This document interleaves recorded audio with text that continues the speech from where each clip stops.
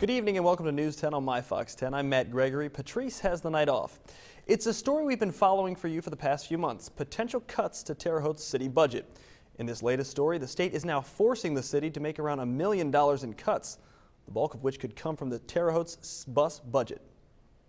You might have heard that old phrase about budgets. A budget is just a method of worrying before you spend money, as well as afterwards. In the city of Terre Haute, it couldn't be more true. After they make their 2013 budget in the winter of 2012, they don't get approval from the state until March of this year.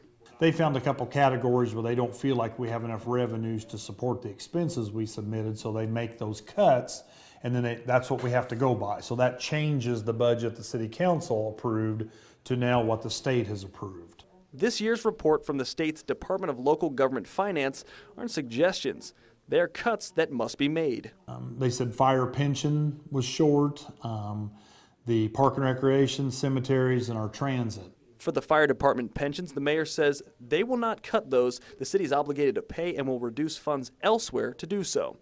But there's no easy answer to the more than $800,000 that must be cut here, the city transportation budget. Basically, the fund that pays for these buses and their workers must be cut by almost a third. I'm sure there's some things in there we can work with that aren't as bad as other things, but that's what we're going through right now. We've had 2 meetings so far with the staff in that area, and they're going to come back with some recommendations here before long. Looking for answers that will keep as many of these wheels rolling as possible, and continuing to look at the 2013 budget as an ever-moving target, even after it's been passed. The mayor says no cuts were made to the city's general fund.